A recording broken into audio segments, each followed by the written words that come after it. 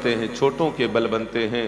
श्री सुखदेव जी कहते हैं, कृष्णस्यासी सखा कश्चित ब्राह्मणो ब्रह्मवित्तमः विरक्त इंद्रियार्थेषु प्रशांतात्मा जितेन्द्रियः।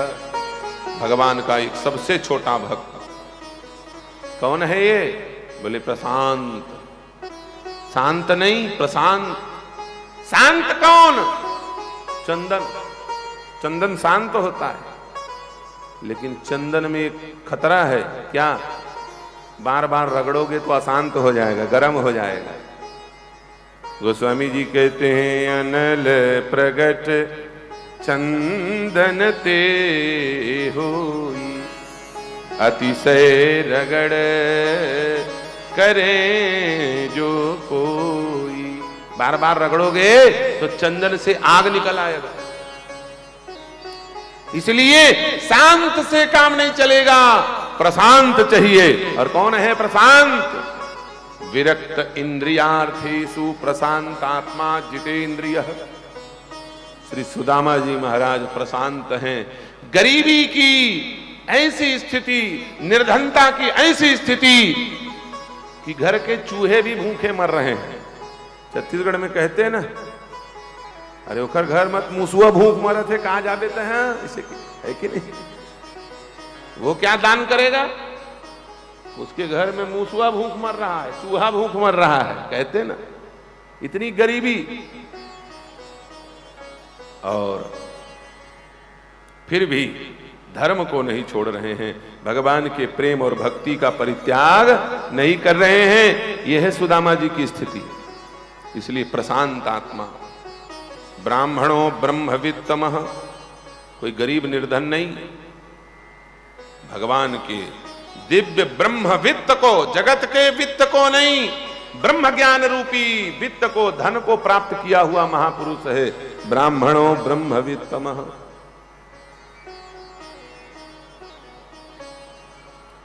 ऐसे भगवत भक्त तत्वज्ञानी श्रोत्रिय ब्रह्मनिष्ठ महापुरुष, ब्रह्मज्ञानियों में सर्वश्रेष्ठ ब्रह्मज्ञानी श्री सुदामा जी महाराज ब्रह्मवित, ब्रह्मवित्तर, ब्रह्मवित्तमः, सबसे टॉप लेवल के ज्ञानी सुदामा जी। इनकी एक रूपवती पत्नी है जिनका नाम है सुशीला।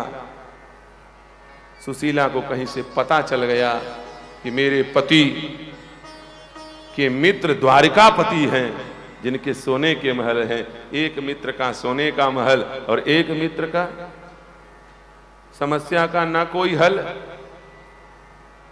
कैसा मित्र है? एक बार उस मित्र के पास इस मित्र को जाना चाहिए। बार बार सुशीला प्रेरित कर रही है कि आप एक बार द्वारिकाधीश को अपनी हाल दिखाओ, अपनी चाल दिखाओ, कुछ मांगना मत। मांगने में आपको संकोच है, मैं समझता हूं। तपस्वी ब्राह्मण कभी किसी से मांगता नहीं, ब्राह्मण तो हमेशा देने वाला होता है। आप कृपा करके एक बार चले जाओ। सुदामा जी खींच गए। शिक्षक हो सिगरे जग के तिय, ताहि कहां अब देत है शिक्षा। जे तप के परलोक समारत, संपत्ति की तिनके नहीं इच्छा। जिस ब्राह्मण का धन तपस्या है, उस ब्राह्मण को तू धन मांगने के लिए भेजना चाहती, मुझे सिखा रही है। मैं जगत का शिक्षक हूं, जगत गुरु ब्राह्मण, ब्राह्मण गुरु सन्यासी। शिक्षक हो सिगरे जग को तिय, ताको कहां अब देत है शिक्षा।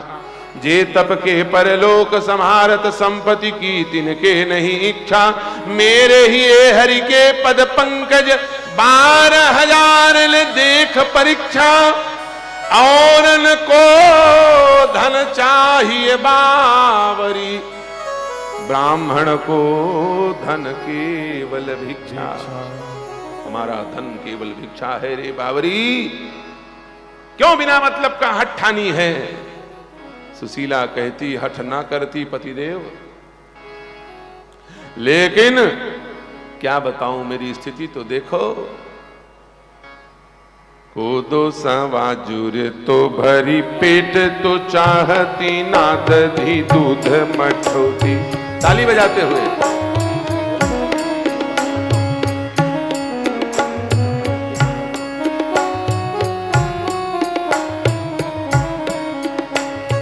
कोदो सवाजुर तो भरी पेट तो चाहती ना दधी दूध मठौती।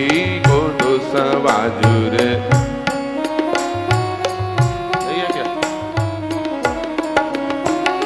शीत बीतीत तजौसी सिया तही हठती पे तुम्हें न हठौती। शीत बीतीत तजौसी सिया तही हठती पे तुम्हें न। जो जनती न हरि हित सो तुम, जो जनती न हित हरि सो तुम। काहि को द्वारिका पेल पठौती। या घर ते प्रिय, या घर ते प्रिय, या घर ते न गयो कबहू पिय। टूटो थवाय और फूटी कठौती। या घर ते कबहू न गयो पिय। टूटी थवाय और फूटी कठौती। मैं कुछ ना कहती, यदि कोदो मिल जाता खाने के लिए तो मैं बासमती चावल ना मांगती आपसे। यदि मेरे घर में केवल रजाई नहीं रुई रहती तो मैं उसे ओढ़ के सो जाती, आपको ना कहती जाने के लिए।